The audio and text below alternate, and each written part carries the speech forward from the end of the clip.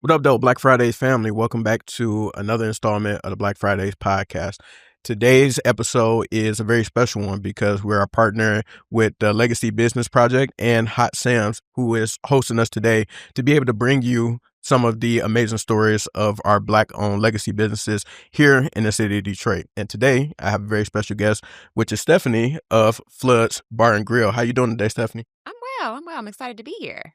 Thank you. We're excited to have you on the podcast. And before we get into more so of the story and journey of the business and your background and what you do, I first want to start with, what does the word or the term legacy mean to you? Oh, legacy means that we are part of the fabric of the city of Detroit. Legacy means that Detroit, which is the most authentic city in the country, is behind us, supporting us. It means that generations of Detroiters have supported us. And it means that we have seen the highs and lows. Right now, it might be a little recession, so we're experiencing a low. But we'll be here another 10, 20 years because the city supports us and the city has had our backs. For sure. And in terms of Flood's Bar and Grill, would love to know, what is the origin story from your perspective? Because this is a family-ran business, has been a staple in the city of Detroit for many decades. So I would love to know, from your perspective and viewpoint, when did you understand what the business was and how did you get introduced to it, and that origin story? That's a great question. My parents, my mom and my dad, few people know that it's both of my parents that bought Floods. They bought an existing business almost 40 years ago. And it was not a Black business before that. So they bought a white business and obviously made it a Black business. And I was, 5 years old? And my whole world got turned upside down, right? Everything, when you own a family business, everything revolves around the business. So, my first introduction was, watching my parents leave the house late or come in the house late, or to have my dad coming in the house from a late night because we closed at 2, so 4 or 5 o'clock in the morning, and I'm getting up for the day. So that was my first experience. But through high school, my chores were to work at Floods, to count the coins out of the phone booth, right? This is way back in the day. You probably don't even remember that, but to count and to manually process credit cards. So Floods has always been a Now, part. when you say manually, you mean like the machine that you have to... Correct. Okay. Yeah, you had to, and then you had to go back the next day and you had to punch in the tips, right? So you had to do, that was one iteration. Another is that you had to go and manually punch in the tips. Now everything's automatically processed and everybody gets their money the next day. But it wasn't always like that. So back in the day, before we had all this tech, there was a lot of manual work. And so they didn't put me in the kitchen because that didn't look like, I'm not the best cook. So they knew something that I didn't know then. But in terms of developing the business, periodically I worked in marketing, and then fast forward, I went to college. I was like, I'm never coming back. There's so many of us, at least those that are probably in the early 40s, that are like, I'm out of here. And we fell for the hype that Detroit had nothing to offer us. I left, came back for a special project, which was the Garden Theater that my dad was working on. He's like, I got a little project for you. I was like, okay, I'll come back for a couple years. And I've been here ever since. Been pouring into the Garden, the Block, and Floods. So that's the quick and dirty version. Okay. And then I love to ask people this who have moved from the city and then came back, like myself. What were you able to learn? Where were you when you moved away right before you came back? And then what were you able to learn the years that you were away that you were able to bring back to the city? Great question. I went to college. I went to undergrad and grad school in D.C. So I came back in 2013, thought it would be temporary, right? Thought there was an opportunity here. And when I got here, I realized I had a lot to offer, right? In terms of what I've seen kind of in a larger market, right? A lot of marketing ideas, tech. I felt at the time we were a little behind the city. I think we've caught up since then, but there were a lot of skills that I was able to bring to the Block, the Garden, and Flood. we weren't manually processing credit cards then, but it was pretty close. There were a lot of we need some automation. We were manually printing like menus, all types of things that were just so time consuming. And I could see them just eating our time up. They were daunting. My sister was here. She went to college and was always here, came back. But I saw everyone being we were so in the mud in terms of like daily operations. I was like, dang, we can't work on the business. There's no time to work on the business. We're getting menus prepped. We're going to Restaurant Depot to get wings for the night. Like there's no time to have any, to think about the future of floods. So the benefit of me being back and working with my sisters, that now we have the time to work on the business instead of in the business. And I feel like those are skills that I gained from my 10, 15 years in D.C. And then what was your profession during this the time before you came back to the family business? Student. No. A little bit professional student. I had a job. I was a marketing coordinator, marketing manager at XM Radio, H&R Block. And I had another job. I don't even remember the time. But, I was having fun. I was hanging out. I was experiencing the city. I had a job, but I knew, I was curious what was happening here because I was like, oh, there might be a financial opportunity for me here, right? Like I was tired of struggling in D.C. too. It's an expensive market. Right.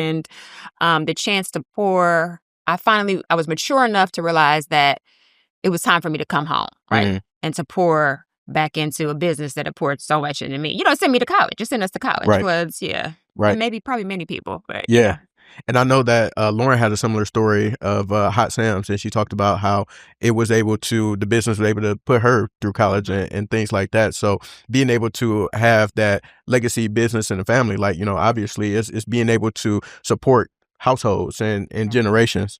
Absolutely. And not just, not just me and my sister, but we have other family members, like it is a point of pride for us that we've been able to support family at all stages, like family has come in, as a high schooler who needed some support and needed a job. And then we might see them again, when times are rough and they need some support. So for us to provide stability for our extended family has been a point of pride. And it's important, those are values that my dad instilled in us. And we're still doing that with the garden and the block. So even if they're not family, most of our staff have been around us for 10 plus years at the block. We've been open 10 years. So I have some of the same staff we open with. And Floods has some staff we have a few staff members that have been there since, I'll say 30 years. Wow. Yeah. So like family. Yeah. Close. So you have a family business and then you essentially build a family through that business. Correct. Yeah. Yeah, we're pretty proud of what we've built and what we've been able to maintain because there's so many challenges with being able to maintain and hold on to the business. People assume that you've been around for 40 years, you're going to continue to be around, but there are challenges. And we're surprised sometimes by the new challenges that we face. And we're resourceful. And so we're able to grow and learn and evolve, but we're proud that we're still here and maintaining. Yeah. So I have a follow-up question to that, but first I want to ask you, what is I'm sure you probably do a little bit of everything, but what would you say is your title, quote unquote, with the family of businesses that you all have? You know this from entrepreneurs. Like, we don't really have titles. We don't really care about titles. The lies. But I am learning. I found a card from my dad from about 30 years ago, and it didn't have a title on it.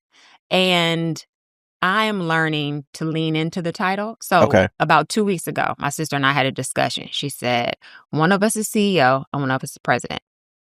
I said, okay, all right, I'll be CEO.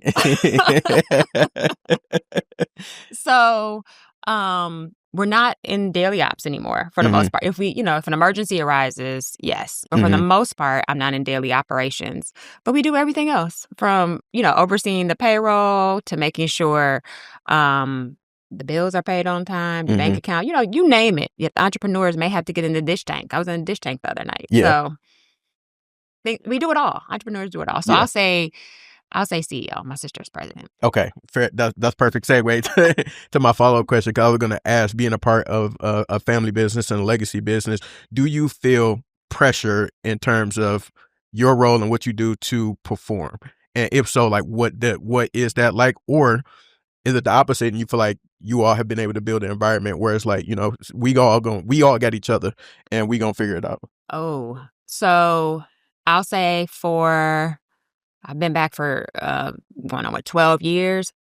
Only until recently did I feel pressure to perform. Like I felt a lot of pressure to perform, and self-imposed pressure. Like no one has said like, the family's riding on you. Yeah. Like it's just been me.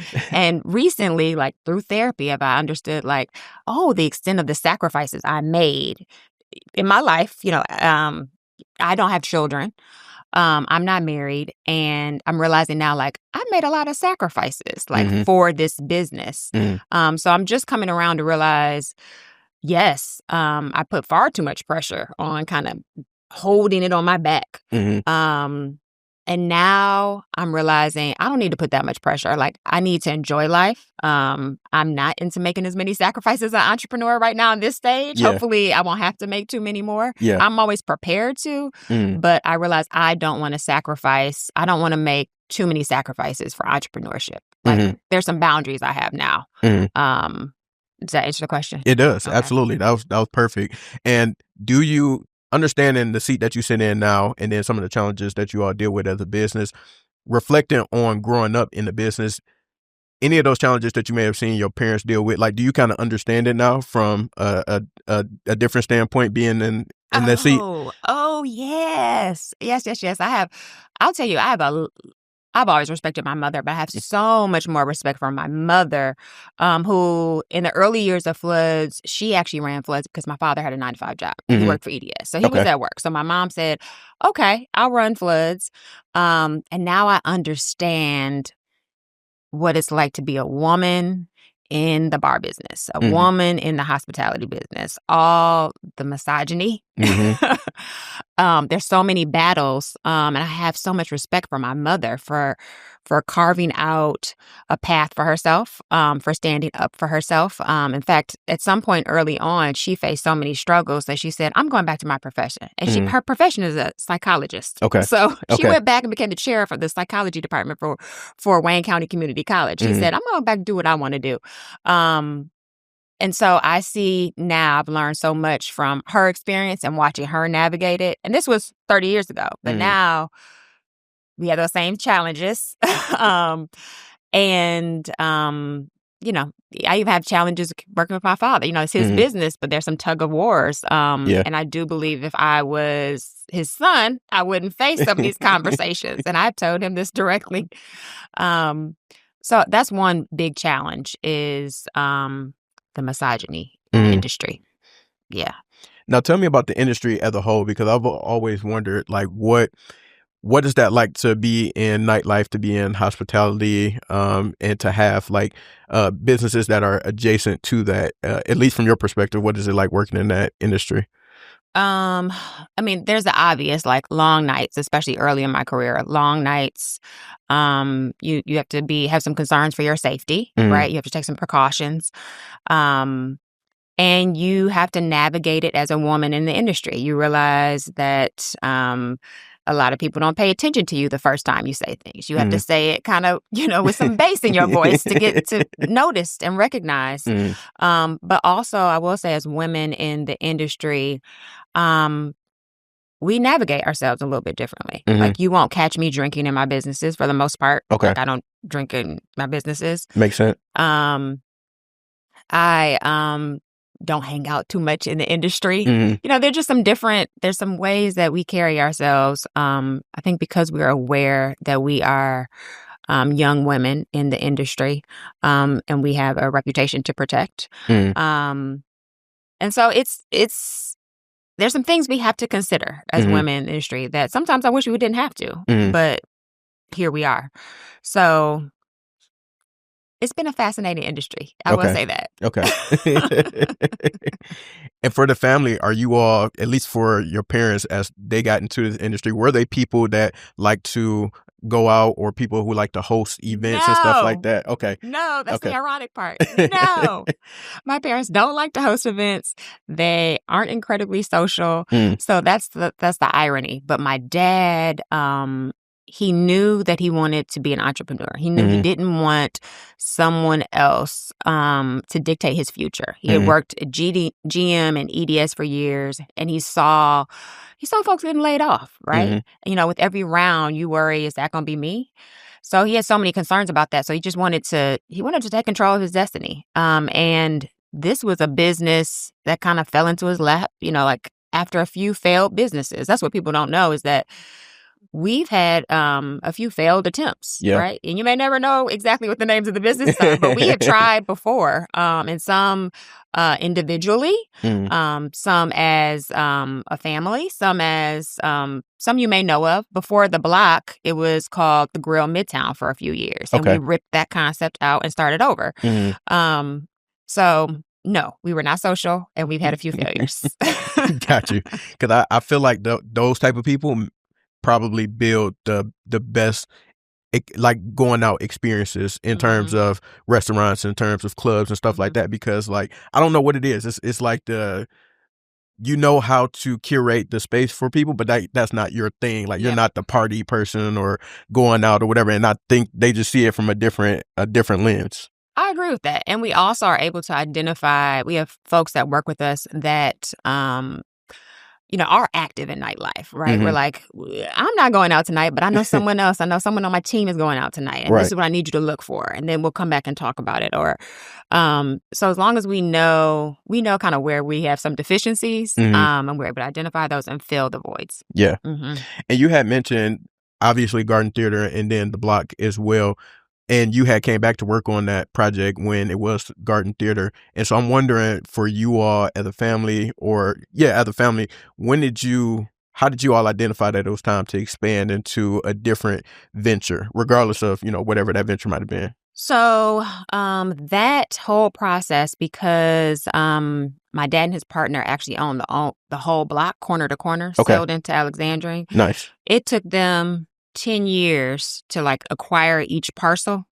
And to rehab the Garden Theater. So that was 10 years before I even moved back. They just started kind of working away at this project. But we knew as a family that we wanted to actually control the business. Not control the business. That's not the word I'm looking for. We wanted to operate the business is what we wanted to do. We just knew it was time. We knew we love floods, but we also knew we had some different muscles to flex. And the Garden Theater has so much history. Like it was built in 1912. Like there was so much history there. We couldn't just rehab it and let somebody else run it, right? Like we knew based on the history that we could leave a legacy there too. And then sought that opportunity. And as far as the block where the actual block is in Garden Theater, the vision wasn't for you all to occupy like every corner of it, of like businesses. It was to be able to allow other people to have space there as well. Yes. Through the years we've learned that even with these 3 businesses, sometimes we're stretched thin. So yes, our goal was to provide spaces for other people, specifically Black people, to be a part of Midtown, because even back then we could see kind of the landscape of Midtown was changing and downtown is changing. One reason why Hot Sam's and Floods are really special in this landscape because we're holding it down for Black businesses in downtown and Midtown. But we still think there should be more businesses of color in Midtown and downtown. And our way of helping was to provide spaces. So we have 6 retail spaces, and most are, at least half are Black owned. Yeah. And we still have, space available. So anyone interested, we have a few spots available off of Selden and Woodward. But yeah, we wanted to make sure that, and in a sense, we passed the baton down, and it doesn't just stop with us. Like we're part of the ecosystem of Black businesses in Detroit. Very dope. And so I got a confession to make. So all these years that Floods has been around, my first time going there was last year. And so people have told me about it. I'd heard about the functions and that being the spot to go to, tried and true, but like I never had actually stepped foot in there myself, because I feel like I partied or got that out of my system like early on in my life in college. So I'm not huge on like going out and nightlife and stuff like that. But me and my wife, we went for dinner. We had an amazing time. Music was on point, food was on point, customer service was on point. Y'all definitely took care of us. And so I'm wondering if you could talk about like what floods means to people in the community that you have heard, like that feedback or people tell you, leave reviews. Like what is floods like meant to the community over the years? Oh, that floods is a mainstay. It is part of the fabric of Detroit. When you think of downtown, think of floods, and that's a place that you can start your night or end your night. Yep. You think of home cooking. You think of home, actually, because we have soul food. We have food that feeds your soul. An experience that is warm, familiar. We're always there. In a safe space for Black people, right? To be Black and to celebrate Blackness. In a corner where there's not much Blackness going around, right? In downtown Detroit. So where can you kick it at the end of the night and feel safe with your people? Floods, right? And have a great meal, home cooked. We make the collard greens, the mac, we make it all in-house. And whether it's at 5 p.m. or at the end of your night after the concert at 1 a.m., we're there, and happy to be there. So I hope that's what people are saying about us. For sure. And after my travels, I know you lived in D.C. for a while. I've been to D.C., Atlanta, Florida, New York. And so there's different pockets of Blackness that you can find that kind of like feels like exactly what you all are going for at Floods. And so my first time going there, I'm like, oh, this feels exactly like that. Like I feel like I'm in Atlanta because you can like you can go anywhere in Atlanta and like find that type of experience. And like our nightlife is not that robust just based off of the size of the city, but that's the exact vibes that I got when I went there. I'd like to think Atlanta kind of built their model off of us. I mean, probably, yeah. Because, our people came from down there. They came up here, got the swag, and then they took it back down there. Exactly. Yeah. It's cyclical. Absolutely. Yeah. Absolutely. Yeah, I like to think that. And plus, still, we're actually coming out with a line of merch. I know you mentioned your merch. Yes. Okay. So years ago, we had merch, and now we've been working on bringing back this merch. But whenever my dad or I have a few one-of-a-kind pieces, too. We go through the airport, and still to this day, people are like, oh, floods. They identify floods and they're not from Detroit. So Detroiters obviously keep us going day to day. But folks from out of town get hype about floods too. So that excites us too, that we can provide a safe space for Blackness for out of towners too. Right. And they remember us. We left a memorable experience for them. So yes, whether Detroiters or visitors, we're happy to have all the guests. Yeah, and there was a comedian that, I think her name is Takara Williams. She had came to, I don't know if you've seen the video on social, but she made a video. She was like, I need somebody to take me to that place. She was like, it wasn't nothing but beautiful Black people in there. They was hustling. The food was on point. They had some of the best chicken wings out. And she was talking about floods. Oh, I need to see it. I haven't seen it. I got to send it to you. Okay, please. I got to show it to you when we wrap up. But yeah, she was like, how she was describing it, everybody in the comments knew immediately, oh, you talking about floods. Okay. Yeah. And so she came here, she went to Punchline in Southfield. Okay. And then she was saying that after her show, she had hit floods and she was like, I had a ball. See, that warms my heart. Look, that's all we're trying to do is to recreate that experience for everyone. And Mary Sheffield just mentioned us in the Shade Room. She did a shout out for a few Black businesses in Detroit that she loves. And floods, we were on our list. Can't go wrong with floods. Yeah. So I do this with all my guests. I want to introduce you to my favorite part of Black Fridays, which is Freestyle Fridays.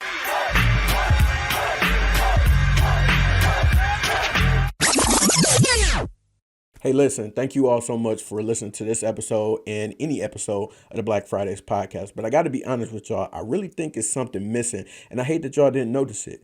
The thing that's missing is your podcast. Why am I not listening to your podcast? You talked about making one with your friends years ago. You know that you need one to better market and promote your business, but yet you still don't have one. This is why I created the Pocket Podcasting course to teach you how to be able to podcast with the essentials and tools that you have right at your fingertips in order to create. And I created 2 different ways in order for you to do that.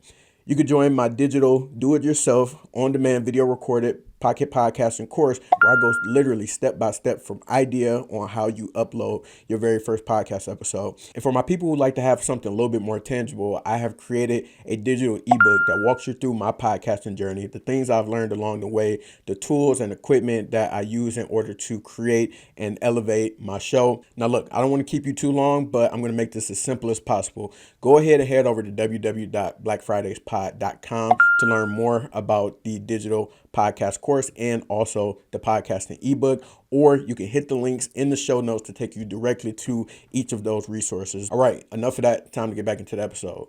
So, Stephanie, I hope you got some bars for us. Yeah. Lauren? You in the she got a freestyle. Is this new? What? I know you're in the nightlife industry, so yeah, I figured you might have a few bars. I don't have a freestyle, but if you put some Lil Kim on or some Mobb Deep, I might be able to, have to recite a verse or two, but I'm not ready. All right, well, lucky for you, it's only rapid fire questions. So just want to ask you some things about the business relates to you and all that, so people can learn a little bit more about rapid you. Fire. Keep it concise. Okay. Yes. All right. So first thing, what is the best hustle song in Detroit?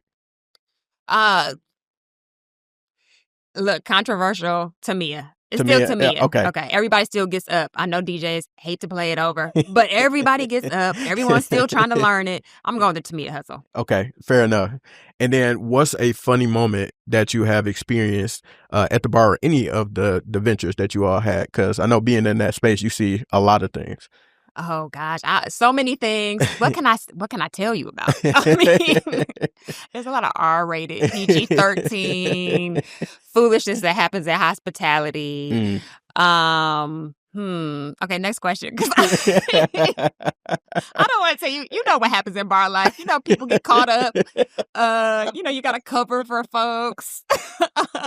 No, they weren't here. Yeah. I've never seen them before. No. Okay, all right. We're gonna move on.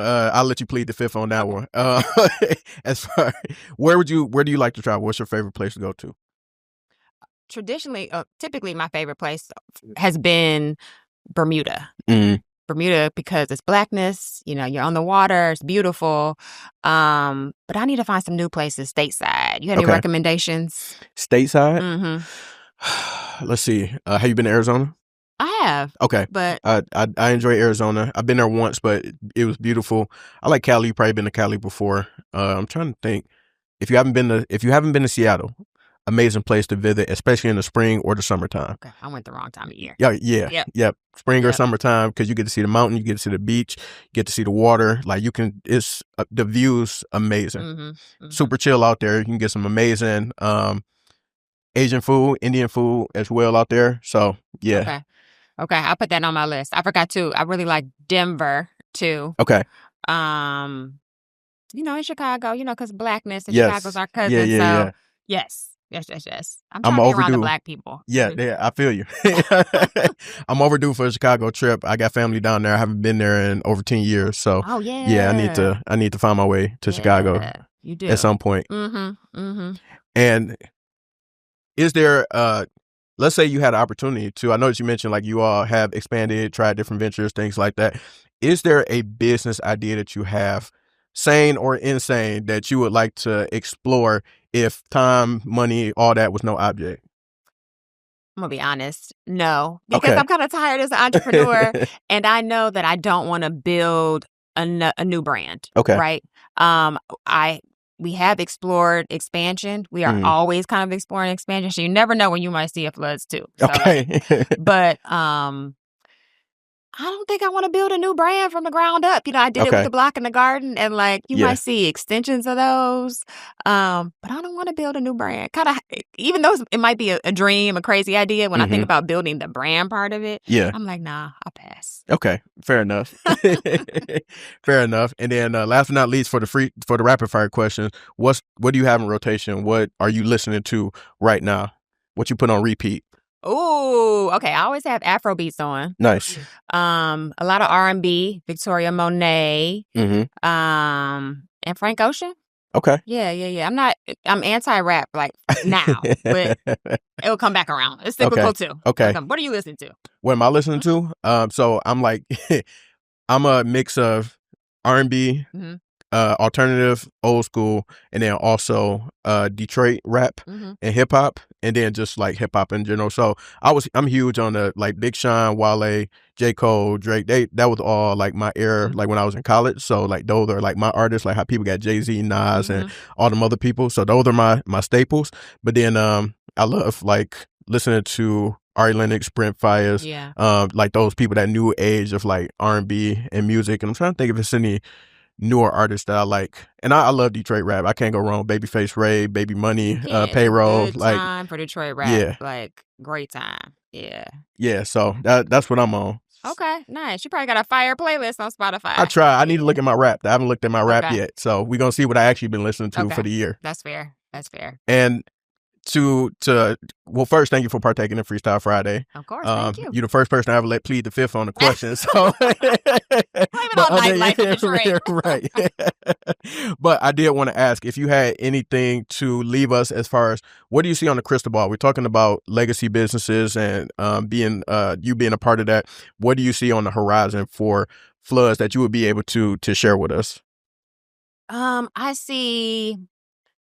Floods, The Block, and Garden Theater. I see innovation. I feel like we are at a point where folks know who we are, but we want to redefine, your thoughts about floods, your thoughts about The Block, and your thoughts about Garden. So you think of us as a bar or restaurant. Who knows? In the future, you might be thinking of us as a pop-up, as a food truck, as a, you name it. We want to remix our businesses a little bit. As part of being the second generation, you want to honor the history, but you also need to put your stamp on the business. So we want to bring a little change to floods in The Block and the Garden. So you might see us out there, a different version of us. Okay. Yeah, honoring the old, but still bringing some new ideas to the forefront. Okay, and then that merch is coming back. Like we are in process. The merch is coming back. Okay, yeah, I'm excited about that. All right. I should have worn my varsity jacket today. I was gonna say if y'all need models, I'm open for business. If y'all looking for a sponsor, you're gonna be the first one. I just send you the prototype. So yeah, please. Okay, please. Perfect. We were just talking about this last night, so I'm perfect. Excited about it. I'm looking forward to it as well.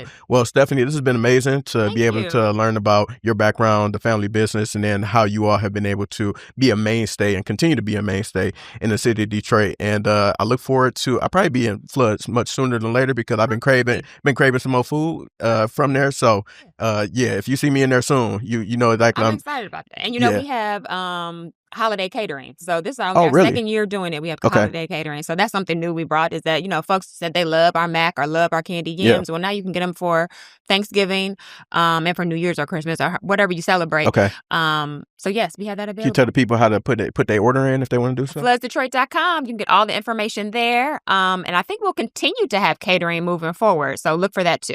And where can the people find you? Where can the people find Floods as far as website? Well, you just gave the website, but as far as social media and any of that information? All Floods Detroit, The Block Detroit, the Garden Theater Detroit. You can find all of that. I need to be more active on Instagram myself personally, but after this, I'll tell you more about that. For sure. Well, appreciate you once again for stopping by. The Legacy Lounge is what we calling it as we sitting here in Hot Sam. So I love it. Definitely appreciate you stopping by and looking forward to seeing the continued work you're doing in the community. Thank you. I enjoyed it. Thank you. I appreciate you. Absolutely. Everybody watching, listening, we're going to tap in with y'all soon. Bye. Peace.